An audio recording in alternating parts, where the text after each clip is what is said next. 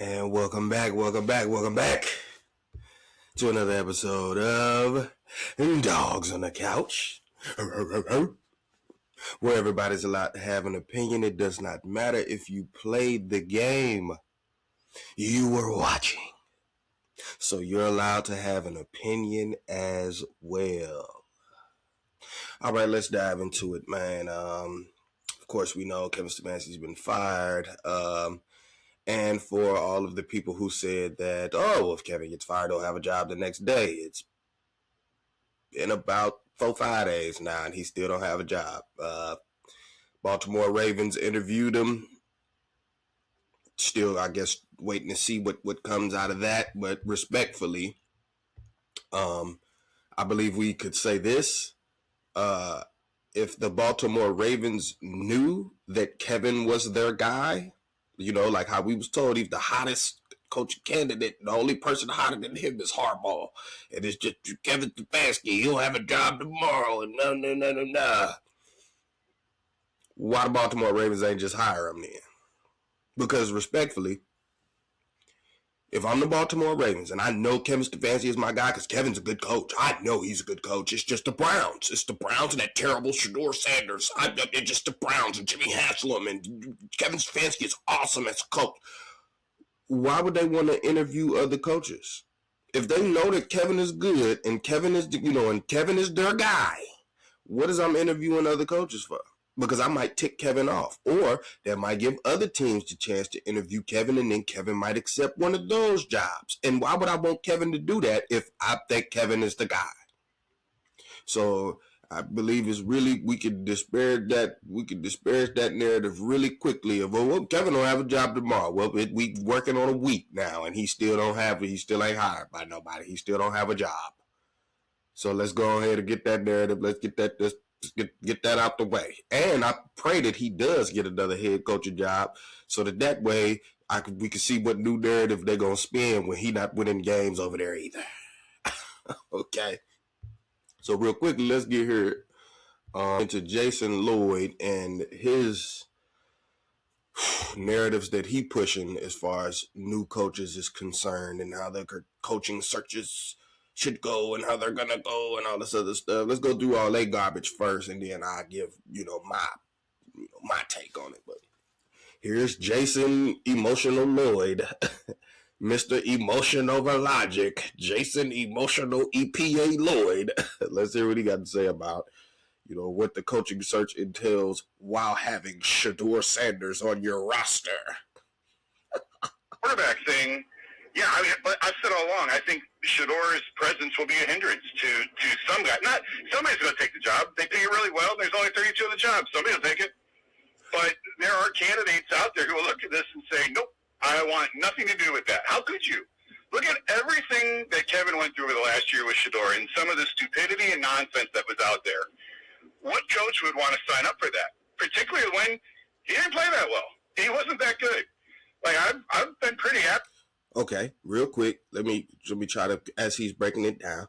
So all of the stuff that was coming with him, look at all the crap that he had to deal with. Well, first of all, if we just being respectful, outside of the miming thing, outside of that, Shedeur didn't create any of that drama.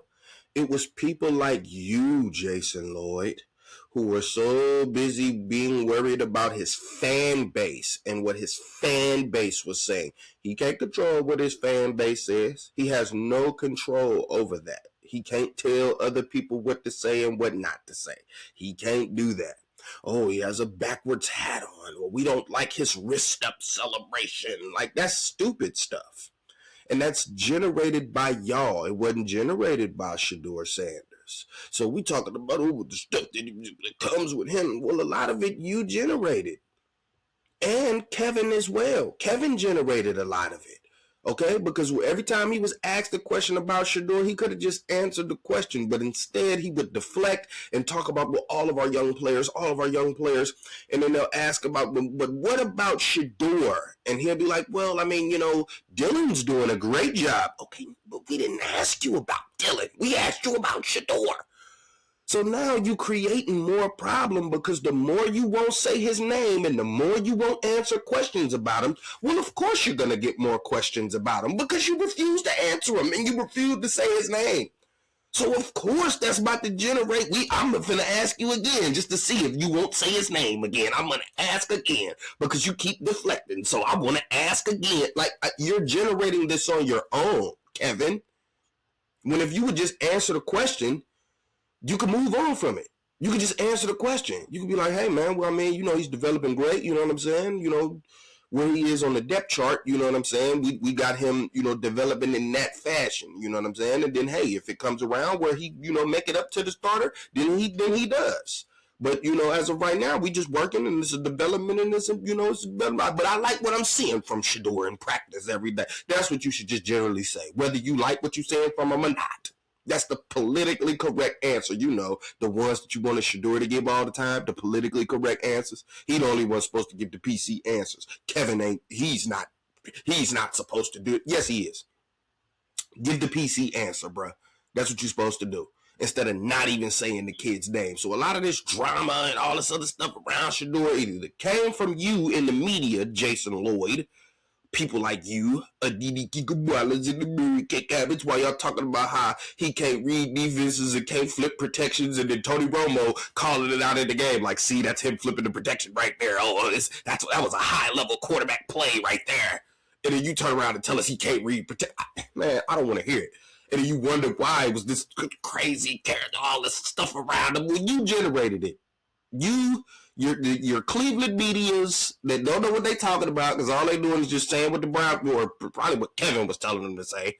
That's probably why they so mad that Kevin gone, because they're like, oh, well, who knows if the new head coach is going to, give us tidbits of information to run with. We had such a good relationship with Kevin because Kevin gone and they still talking about Kevin. It's like, do you work for Kevin or do you work for the Browns? I don't understand. Which one do you work for? If you're still talking about Kevin, just go wherever Kevin finna go. I don't think I don't think it's gonna be Baltimore, but go wherever Kevin finna go. Just go over there and report that with him. And we'll get into he didn't play very well because, by the numbers, he wasn't really playing the greatest. But from the eye test, we all saw things that we know good quarterbacks do. Like we saw throws, we like, oh yeah, that's an elite level throw right there. That's pretty nice right there. Whoa, look at that. Not to mention some of his escape.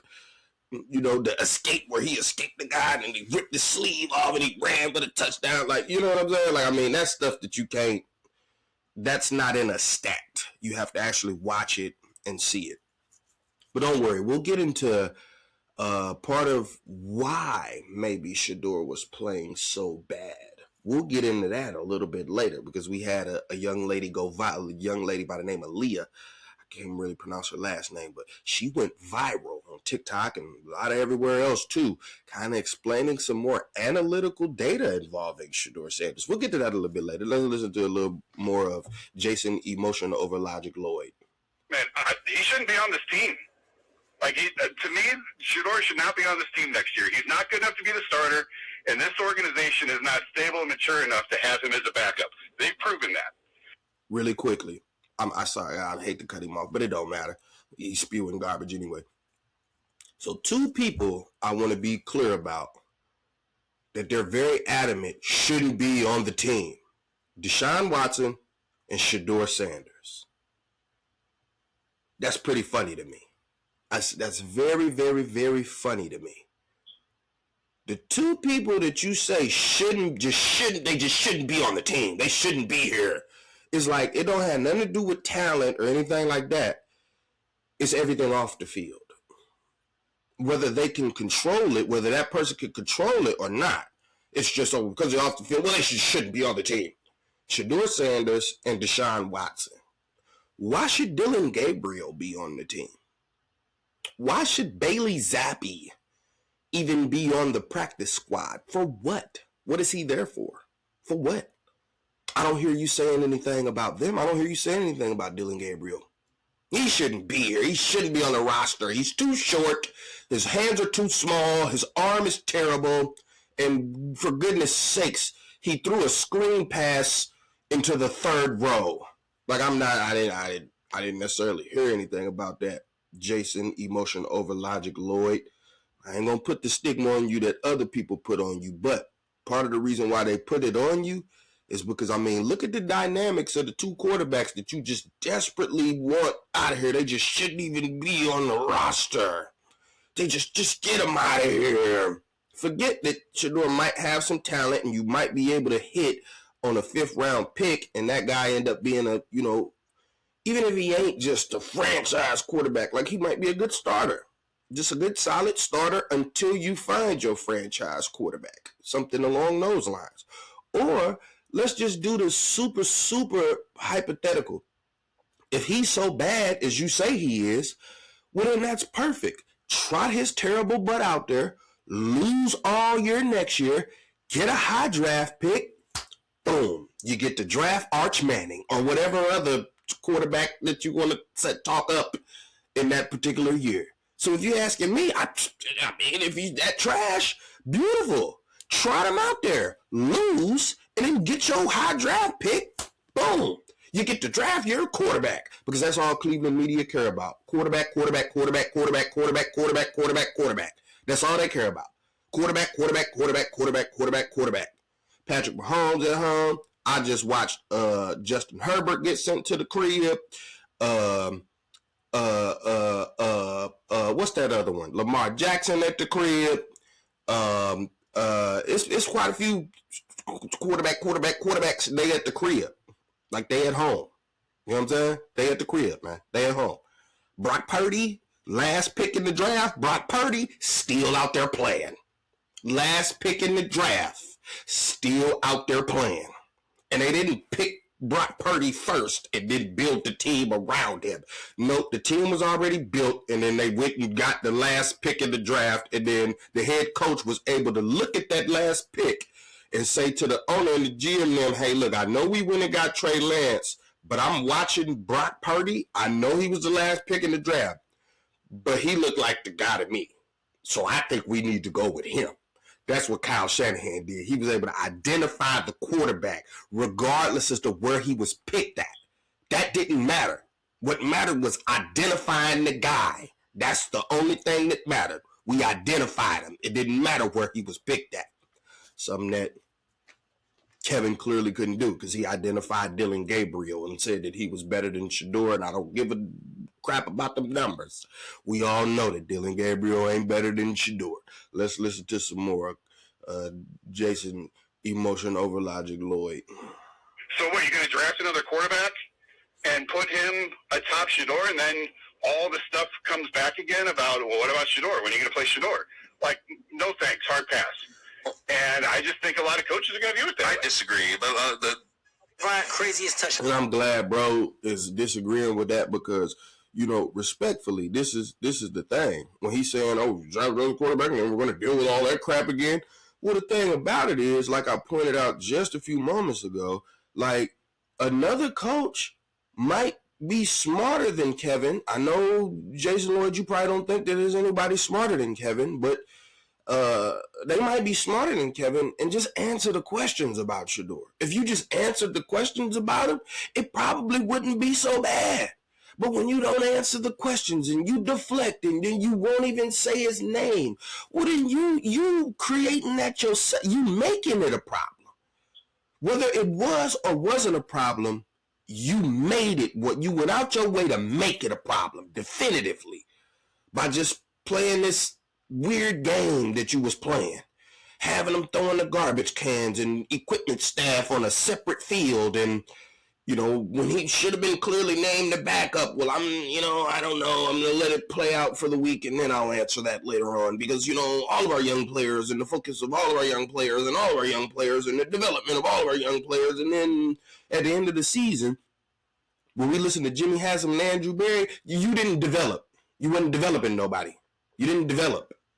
So you spend maybe that's why in every press conference you were so thirsty to say, yeah, well, I'm just focused on the development of the young players, development. And I guess maybe you felt like if you said it enough, that would like mean that you developed somebody. If you just kept saying it, you know what I'm saying? Maybe people would believe it. Like, no, You didn't develop anybody. Okay, the only person you tried to develop was Dylan Gabriel, and that didn't work. Okay, let's listen to a little bit more. Just weirdo. Because I wanted to ask you another question about Kevin, but now I got to go off on Shedeur here for a second here. I think that's a little extreme. He shouldn't be on the team next year. You're not going to draft a quarterback in the first round next year. You're not in a position to. I didn't say he shouldn't be in the NFL. He shouldn't be on this team. I understand that. Not mature. Look at everything they just went through. And for what? He's not that good. What did they really go through? Do we need to remind ourselves of all the locker room stuff, all the crap about the miming and the... That's correct. Well, wait a minute. Look at that. God didn't even want him. God was mad at him. He cut the... He was like, this crap, I can't let him spew this. The phone went out. He couldn't even... God was like, you know what, let me push the button on this fool. What is he saying? Who must that remind? Because the miming is the only thing that you could say that he did that was immature. That was it. But respectfully, in his position, it was like, well, he's darned if he do, darned if he don't. Because he was told, Rex Ryan, but why don't you shut the F up and get in the front of the room? And then it was proved that he was in the front of the classroom. So he was just like, well, let me shut up then. I ain't going to say that. You put this microphone in my face. I can't never say the right thing, apparently. So let me just not say nothing. Now, he minded it when you should have just been, he probably should have just been like, hey, look, no comment. But even then, if he had said that, people would have been like, oh, now he doesn't want to talk to the media. He's immature. Like, I mean, that's the position he was put in. Could he have done something different? Yes. But the miming thing, that's pretty much it. None of the other stuff was him. None of the other stuff that you're annoyed with Jason Lloyd, because Jason Lloyd used to be annoyed just talking about him. He didn't, the same way Kevin was, he didn't even want to say the kid's name. He just got, oh God, why do we have to talk about this? Why? It's like, dude, you get paid to talk about it. That's why. Like, I don't understand. If somebody gonna pay me, even if I don't want to talk about something, if you're paying me, oh, we talk about this till the cows come home. I'm getting paid to do it. So I don't care whether I want to talk about it or not. I'm getting paid to do it. I'm getting paid to talk about football. I don't care if I like the player or not. I'm getting paid to talk about it. So what does it really matter? Like, who cares? Who cares? Unless you're, emotional about it. You're being overly emotional. You're a little soft, you're a soft booty. You know what I'm saying? That's what you is. You a soft booty. That's what you are, bro. Like, come on, listen to a little bit more of this garbage. Because I'm glad Buddy was giving them pushback. Like, well, I mean, what did they really have to go through? Like, because they didn't really have to go through nothing. And the stuff they did go through, mainly because the media and Kevin put them through it. What did they really go through? Do we need to remind ourselves of all the locker room stuff, all the crap about the miming and the... That's correct. Well, wait a minute. What organization wants to put up with that? You're breaking up for a second here. I think that was more media stuff. I don't think that there was actual problems in the locker room. I had a problem that Dylan Gabriel was there for obvious reasons, but I mean, look at it. I don't think that he was a problem in the building. I don't think that he was such a distraction in the building to everybody involved. I don't think they let it be that way. All of that stuff infects into the walls. I'm not saying... The unfortunate part is I think he's a really good kid. I think he's a really good young man. Sounds like it. I think that was a little facetious. You know what I'm saying? Because you like, all right, you think he's a really good kid. Okay, so then what's wrong then? What is he doing? What is he doing? Oh, all that stuff in the locker room. What? Because the players in the locker room seem to love him. So like what? What stuff in the locker room? What are we talking about here? What stuff in the locker room? All that stuff in the locker room. What? What stuff? What stuff? Because everybody in the locker room seemed to like him. I don't understand. It seemed like Wyatt Teller got benched because he liked him too much. Is what it seemed like. Because Wyatt Teller wanted to lift him up after he scored the touchdown. And he got benched right after that.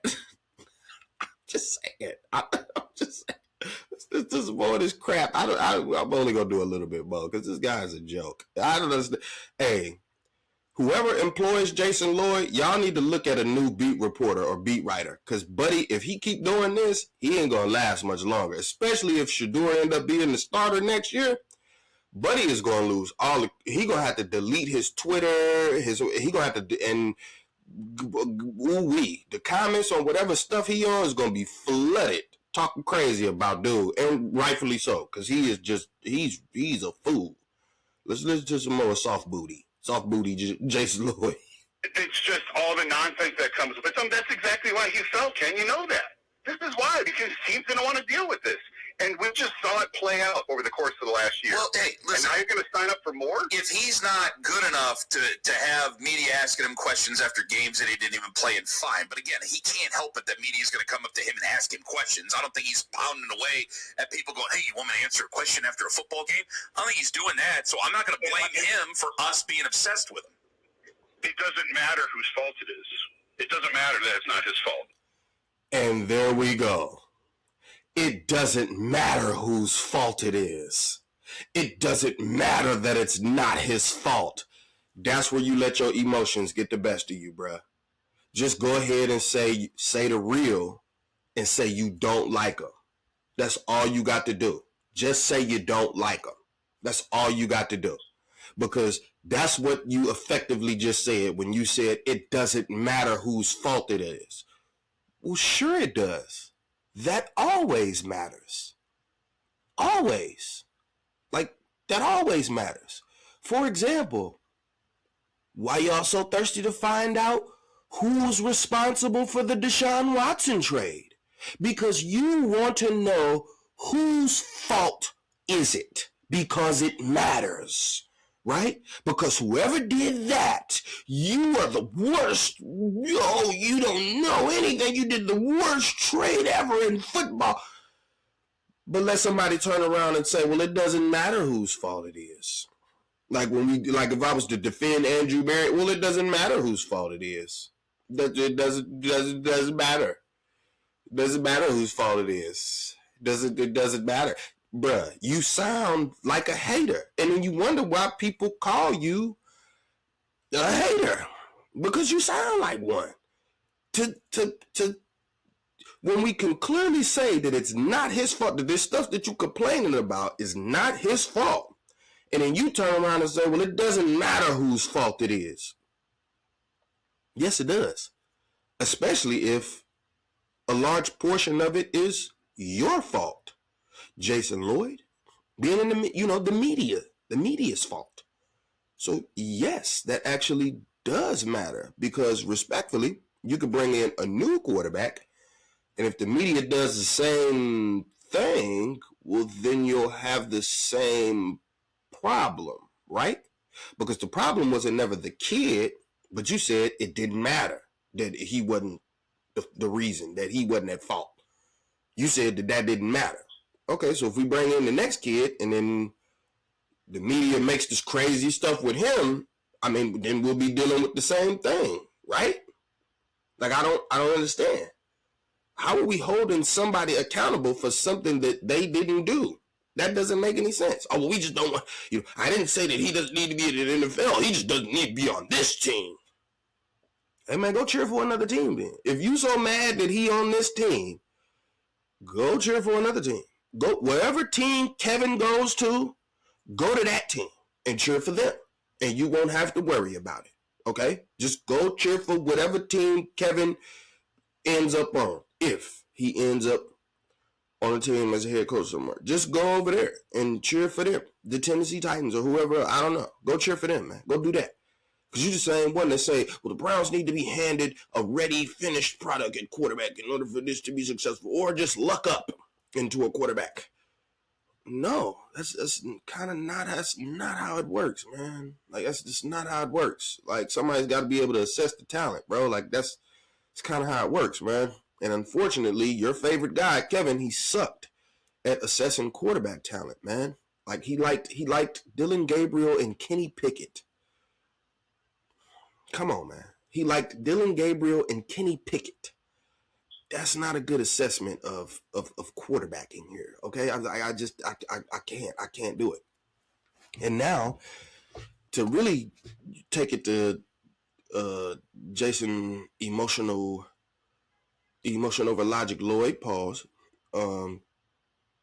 when he talks about how bad, oh, he's not any good. He's not any good. He's not good. Well, let's get into this young lady by the name of Leah. I can't pronounce her last name. Who went viral recently. Kind of explaining with the analytical data, Jason, Mr. Analytical, Mr. EPA, but we have analytical data that shows, that proves that Kevin treated Dylan Gabriel different than Shedeur Sanders. What do you know? So all of that, oh, there's no sabotage. What are we talking about? What are we doing? What? Well, we now have analytical data that supports the sabotage. Let's take a listen. Dylan Gabriel was consistently allowed to throw early and in rhythm. Shedeur Sanders, on the other hand, was asked to throw after things broke down. And that difference shapes everything: play calling, confidence, and who stays on the field in defining moments. Now look at down and distance. Gabriel, on the other hand, So real was quick, asked to throw... let's run over some of these numbers. So what she has on here, again, analytical data, we have bars, graphs of first, early down pass rate. So like basically how often you were allowed to pass on early downs, first and second down, when the full playbook is open and the defense isn't just pinning their ears back because they know you about to pass the ball. So early down pass rate, Dylan Gabriel, 55%. Shedeur Sanders, only 42%. Okay. Neutral game pass rate, Dylan Gabriel, 58%. Shedeur Sanders, only 46%. Pass rate after success. Well, basically, after you've had a successful play, you pass the ball. Next play. Dylan Gabriel, 52%. Shedeur Sanders, 38%. So again, what that is, like basically pass rate after success, like basically in rhythm, like you in rhythm. All right, I got a successful play. Let's throw a pass in here. We in a rhythm, like gaining a rhythm, as opposed to, all right, we get 2 completions, successful play. All right, now we going to switch it up. Now let's run or something like that. You know what I'm saying? Basically just throwing off the rhythm, if you will. Let's hear her break down some more. After things broke down. And that difference shapes everything: play calling, confidence, and who stays on the field in defining moments. Now look at down and distance. Gabriel throws far more often on first down, when defenses still have to respect the run and the entire playbook. Yet Sanders throws far more often on third and long, when defenses already know what's coming. So that's not the same job. It's not the same job. And she's absolutely correct about that. And to bring the context, the actual percentages, the bars, first and 10, Dylan Gabriel, 55%. So 55% of the time he's throwing the ball on first and 10. Shedeur Sanders, however, only 42%. Okay. Third and long, here's the big one. Third and long, 49% for Dylan Gabriel. Shedeur Sanders, 71%. So the majority of the time that Shedeur's throwing the ball, he's in third and long. You're creating these third and long situations for him to throw the ball, which is going to lead to the discussion about holding the ball too long. Even though I still think, let me preface by saying, I do still think in certain situations he do hold the ball a little too long in certain situations, but it is overblown. Let's let Leah cook a little bit more. The uneven context is further compounded by Sanders being benched in a one-score high-leverage situation. That tells you how short the leash really was for him. Now let's talk about protection. Sanders was playing behind one of the worst protection environments in football, and instead of adjusting, the coaching staff didn't meaningfully increase help. No consistent extra protectors, no expanded chip blocks. But Gabriel received significantly more built-in protection, even with the same line. And protection is a coaching choice. It sure is. So, real quickly, the numbers, okay? The designed help rate, okay? This is offensive line and blocking support, so that includes running backs as well. Designed help rate, Dylan Gabriel, 36%. Shedeur Sanders, 18%. So that's half. He got half the protection help, design protection help. He got half of it that Dillon Gabriel had.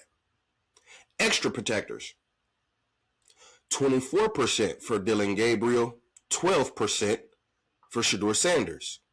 So he got half the rate of extra protectors. Half. Let's look at chip blocks. 22% for Dillon Gabriel, 10% for Shedeur Sanders. Less than half. I mean, those the numbers are pretty alarming, if you're asking me. That the numbers are showing that you're clearly providing more protection in the passing game for Dillon Gabriel than Shedeur Sanders. Let's let Leah cook some more. Wasn't applied evenly. This is where people usually say Shedeur just holds the ball for way too long, but the data tells a different story. Sanders wasn't just under more pressure, but the pressure arrived way faster. We're talking pressure in under 2.5 seconds before most routes concepts even exist. So when pressure arrives that fast, time to throw becomes survival time. And this she's really cooking it. She's really cooking it on that one. And let me give the numbers. So the overall pressure received by both quarterbacks: Dillon Gabriel, 32%. Shedeur Sanders, 46%, significantly more pressure. And let's go with the numbers for the quick pressure that she was talking about, which is sub 2.5 seconds, under 2.5 seconds. Dillon Gabriel only received pressure under 2.5 seconds 18% of the time. Shedeur Sanders received pressure in under 2.5 seconds 32% of the time, so almost double.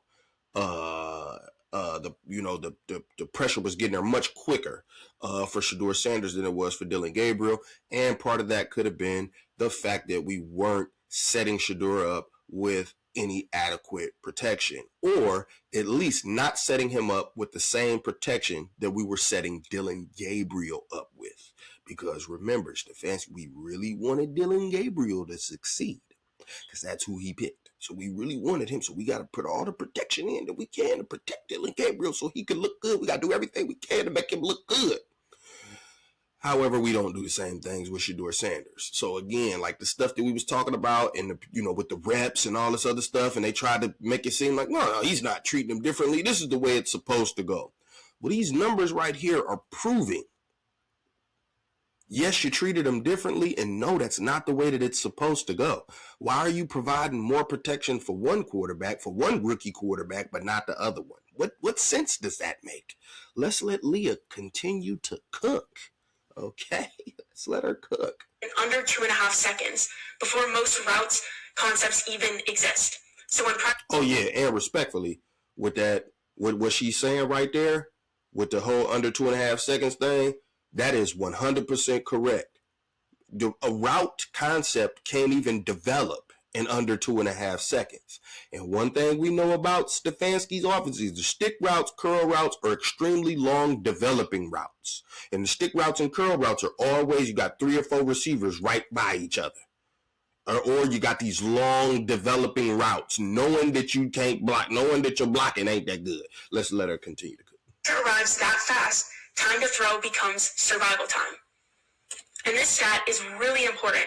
Despite extreme pressure and a reduced margin for in-game mistakes, Sanders actually turns pressure into sacks less often. That means he's escaping, throwing the ball away, or keeping plays alive. And that's not poor processing. That's problem solving under chaos. At its finest, too. And then the numbers, again, pressure to sack conversion rate, basically. Dillon Gabriel, 21%. Or I should say, I'm not even sure. Maybe that might be just sacks taken, or I will say sack rate is at 21. Shedeur Sanders, 11.5. So basically, half the amount. So when the pressure arrives, you have a 50% less chance that Shedeur Sanders, this is going to result in a sack with him. He'll be able to create, move the pocket, you know what I'm saying, scramble, etc., He'll be able to do that at a higher rate than Dylan Gabriel. That's what those numbers are proving right there. Let's cook some more, Leah. Leah, keep cooking. You frying this thing, air frying this thing. I mean, it's crazy. And the margin for error was not the same either. Sanders' number one receiver dropped nearly twice as many passes, so that shrinks your margin immediately. But the offense never compensated with easier throws or more protection, so the difficulty stayed high and the tolerance stayed low. And really quickly, the numbers for, the wide receiver drops that she was speaking upon. Drops per 100 targets is what she, is the metric. Dylan Gabriel, wide receiver 1, 4.8 drops per 100 targets. For Shedeur Sanders, 9.1. So twice as many drops per 100 targets for Shedeur Sanders. So we getting twice as many drops. We got half the protection rate. And we're forcing them to throw the ball in 3rd and long every time. You can't make this up.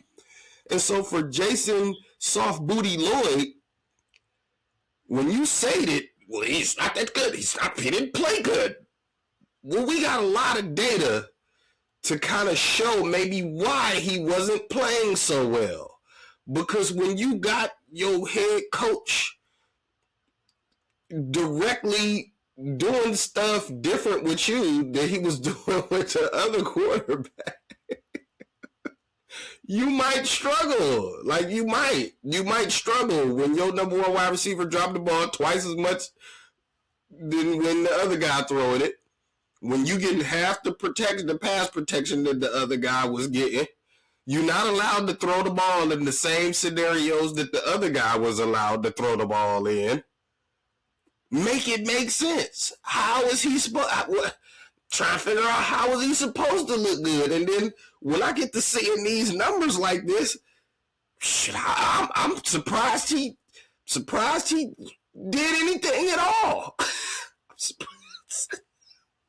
He was clearly set up to fail. I don't understand. The numbers is showing us, is telling us that he was clearly set up to fail. Somebody didn't want that young man to succeed. I'm not about to give him no pass protection. I might even go over here and whisper to the wide receiver, hey, make sure you drop the ball when he throw it to you. Maybe that's why Jerry Jeudy was yelling at him on the sideline. Maybe Kevin told him, hey, you want to raise, go yell at him on the sideline. Make it seem like he don't know what he's doing. We don't know. Because I wanted to, look, for the longest I stayed away from the sabotage talk. I stayed away from it. But when stuff like that come out, bruh, hey, you sabotaged it. The same way I felt like you did Deshaun Watson because you didn't like him. Because, again, it's hard to put your finger on it. You can't, there's no statistical analytical data. But I used to look at some of the plays we was running and I'd be like, bro, what are we doing? Like, we got Deshaun Watson. And sometimes you can see Deshaun out there looking like, man, what are we doing? What is this? He frustrated with you, like, man, what are we doing? And then it's like I can see it. Mind you, he kind of did something similar with Baker Mayfield really quickly. I forget what game, but it was a Steelers game. And Baker Mayfield kind of called out the coach he kind of called out Kevin in a slight way where he was talking about he was like, well, why we didn't help get James Hudson some help, get like some chip blocks or something like that on TJ Watt. Because TJ Watt over here killing James Hudson. I'm suffering back here. I can't breathe because Watt down my throat. And pause. And the coach won't help. The coach won't send Hudson no help over here. We can't get no chip blocks. No TJ Watt. What are we doing? So again, Kevin just has this track record, man, of if the quarterback ain't this quiet mouse robot that only does what Kevin says to do, it's like he don't like you. Kevin don't like you. And then he finna do weird stuff to make you look bad so that he can move on from you and get a Dylan Gabriel or a Jacoby Brissett. You know what I'm saying? And it's just like, I'm sorry, man. I need my head coach to be able to work with many different personalities, if you will. Because you're not always going to get the same personality, man. You got to be able to work with multiple different personalities. That's very high on the list of requirements as a head coach at any level, let alone the NFL, where we're talking about dealing with grown men. You got to deal with these attitudes and stuff like that in Pee Wee. Like I coach Pee Wee. And you have to deal with different attitudes, like different personalities. You got to be able to relate to each individual in some way, shape, or form. I'm sorry, like it is what it is. Especially if you want to be able to get them to play for you. Like I'm sorry, you got to, one way or another, you got to do that. Now, to end with the coaching, with the whole coaching thing. No, I don't think that there's just all these coaches that's looking like, oh, I ain't going there because of Shedeur. I don't want to deal with Shedeur. I'm not going there to buy. I don't want no Shedeur. I'm not going there for that. I don't think it's just, now, could it be one or two coaches here or there that have that sentiment? Yes, there very well could be. But I don't think we're going to go with Soft Booty Lloyd and say that, oh, just so many coaches aren't going to, I don't think any coaches are going to sign up for that. I was like, nah, it could be some other coaches that was looking at it like, man, what was Stefanski doing with Shedeur? Like, what is that? I wouldn't be doing that with Shedeur. I'd be doing this, and this. And I bet you I could get him to, believe it or not, it's a coach out there that's thinking that. Not only that, respectfully, to think that, because, he said it, and I mean, you could say it in that manner all he want to, but it's reality. At the end of the day, the Browns' job is one of only 32. So whether you think it's an attractive job or not, Jason Lloyd, well, personally, it don't matter because they didn't call you. Like the Browns didn't call you to interview for the head coaching job. So whether you think it's an attractive job or not, don't matter. They didn't call you. So it doesn't matter what you think. If you think it's an attractive job, they didn't call you, buddy. So what matters is, the coaches who are available and who are being looked at, if they think it's an attractive job. And the reasons that I would think that it's an attractive job, because, our Cleveland media is crazy because they be making fun of it. Like, oh, there's nothing, what could you want here? There's nothing there. Well, there's a lot here, if you ask me. Number one, you got job security because we just had a loser for 6 years. So, I mean, hey, I think Jimmy Haslam has shown that he'll stick with you even if you lose, okay? You got the number one defense in the NFL. You got the number one defense in the NFL. It don't need no tweaking. It don't need no work. It don't need nothing. You just roll it back the way that it is. You got the number one defense in the NFL.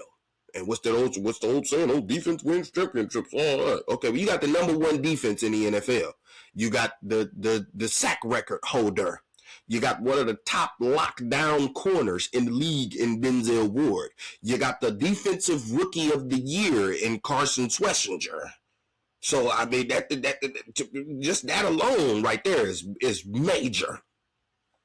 And then you got 2 first round picks. So you got a 6, you got a number 6 and a number 24. Okay, so you got 2 first round picks over here. Okay, you got 2 first round picks. Okay, and then on offense, as terrible as it is, you got a solidified tight end that looks like he's going to be a multiple-time Pro Bowler. You got a stud running back in Quinshon Judkins. Dylan Sampson looks like he might be okay, maybe. We'll see. We'll see how it goes. Look like he good to be like a little pause, like a scat back. Just a little scat back. Maybe like a Kenneth Gainwell type of guy. You know what I'm saying? Like one of them type of guys, just like a scat back. Looks like he might be pretty good at that. So really the only things that you really need on offense is offensive line and receivers. I mean, that's pretty much all you need. Offensive line and receivers. And an offensive coordinator who's not going to sabotage Shedeur or whoever the quarterback is. Like somebody who's just going to be welcoming of whoever the quarterback, somebody who doesn't have this, well, I have to have this quarterback. Because in my mind, what make a great head coach a great head coach, he can coach multiple styles. Harbaugh, he went from Flacco to Lamar Jackson. Shanahan has coached a plethora of different styles of quarterbacks. A plethora of different styles of quarterbacks. Currently, Shanahan is taking the last pick in the draft and winning playoffs games. He just beat the defending Super Bowl champions with Brock Purdy, the last pick in the draft. George Kittle got hurt. I think he tore his ACL or something like that. It was terrible. Didn't want to see that for George Kittle at all. But again, it's like in a defense over there, they missing Fred Warner, they missing Bosa. They don't have Brandon Ayuk on offense, who was their number one wide receiver. Okay, Brock Purdy over there throwing to Demarcus Robinson and Kendrick Bourne. What? Shanahan drawing up plays for Juwan Jennings to throw touchdowns to Christian McCaffrey. What are we talking about here? That's coaching. That's coaching. That's coaching. What good do it do to have a quarterback if you ain't got the coaching to go with it? Name me this super sweet quarterback that did all this stuff without a good head coach. Name me one. And without a coach that was on board with him. We saw what happened with Sean Payton when he wasn't on board with Russell Westbrook. It clearly wasn't working. He just went and got Bo Nix, who ain't even all that good. Bo Nix ain't all that good, man. He's not. Bo Nix ain't all that good, bro. He not. But him paired with Sean Payton and what they do, it works. So it don't really matter that Bo Nix ain't just this top 5 quarterback in the NFL. It don't really matter. Because what him and Sean Payton do together, it works. Because Sean Payton is like, all right, you know what? I can work with this right here. Because, this is the structure. This is what I'm looking for. I can work with this right here. I don't need Justin Herbert. I don't need Lamar Jackson. I don't need Joe Burrow. I'm cool with this. I'm cool with this guy right here. Because this other dude, he ain't have it. And y'all didn't want to believe me when I told you he was washed up and he ain't have it no more. So let me go with this guy right here. That's what I'm saying. That's what I'm about to go with. Let me go with him. So, for me, I would want, if I'm just saying in general, I would want a strong-minded, strong-willed head coach. I want a football guy. I don't want any more analytical nerds. I don't want that. Get a football guy. Get a rah-rah guy. Get a guy that when he dropping them F-bombs, you feel it in your soul. Like Ben Johnson in his post-game, after they beat the Packers, he came in and he was like, F the Packers! And you felt it. Like it was real. Like he had the swag with it. When Kevin is in there dropping F-bombs, it feels awkward. It feels like that's not really you. Like you're not even cussing right. You know what I'm saying? Like even when you cuss, it don't sound like you mean it. When Ben Johnson and Sean McVay dropping them F-bombs, you feel it. They got the swag with it. You know what I'm saying? When they like F them picks or whatever they effing, when they dropping them F-bombs, you feel it. You feel it in here. You like, yeah, F that. When Kevin doing it, you like, what is this dude doing, man? F this and F, what is he doing? What is he talking about? That's what you think when Kevin doing it. You're like, what's this dude? Coach, come on, man. Coach, that ain't you, bro. What is you? Come on, Coach. What are we doing here, man? So I want one of those guys. I want an F-bomb dropper that you could feel it. That you could feel it. I need somebody who coaches the game with a feel for the game and not just numbers, and they look at everybody as a number. With that being said, clearly my first choice would be John Harbaugh, of course. They've leaked out reports of, Harbaugh wants this. He want to get his own GM, or he, want $200 million and $10 million for his staff a year and all this other stuff. Well, the money ain't the problem. Haslam will pull out that checkbook, okay? Well, everybody who hate Haslam, I love Haslam. He'll pull out that checkbook. How much money you want? How much it'd take to get you here? How much? All right, put another zero on that, and I'll give it to you. I love Haslam for that. Way to go, Jimmy Haslam. I'm not mad at you, Haslam. It's all these other weirdos that don't want to win. Okay, you want to win, Haslam. I understand you want to win. Otherwise, you wouldn't be paying all that money. You're not paying all that money and you don't want to win. You want to win. So the money wouldn't be the problem. And respectfully, as down as I am for Andrew Berry, and I love the draft that he had, and I think he was handcuffed every year prior to. That's why this draft looked different. It's funny that, when DePodesta is gone, this draft looked different from all the other ones. But look here, as much as I like Andrew Berry, if Harbaugh was like, hey, look, Andrew Berry got to go. you know what? I might say Andrew Berry. All right, you gotta go. And I like Andrew Berry. I love Andrew Berry. I argue with people all the time about Andrew Berry. I be dogging people like Jason Lloyd, Andrew Berry, or Daryl Ryder. Daryl Ryder is, oh my goodness. I hate that I got the same name as that dude. He is just, Andrew, why didn't Andrew Berry go? If Kevin goes, Andrew Berry needs to go too. He's got to go. I can't stand that dude. I'm like, bruh, at the end of the day, when we looking at it, like, if we looking at this year, well, Andrew Berry hit on the draft. What did Kevin do? He lost a bunch of football games. So if you're asking me, if we just looking at this year, one guy did their job, the other guy didn't do their job. That's how you got fired. It is what it is. Okay? I'm sorry. It is what it is. So even as much as I like Andrew Berry, if it took him getting out of here to get Harbaugh, I'd consider it. I'd be like, you know what? I not need Andrew Berry. Get on about here then. But if we that stone cold on keeping Andrew Berry, then outside of Harbaugh, what I would be looking at, promote Jim Schwartz. Promote Jim Schwartz and try to snag Mike McDaniel as your offensive coordinator. Because I understand why the Browns would really, really, really love to keep Jim Schwartz here as the DC, because you can't, to me, that is a perfect marriage. You can't find a marriage that's better than that right now. That is the perfect marriage. I mean, it is absolutely, it's a match made in heaven.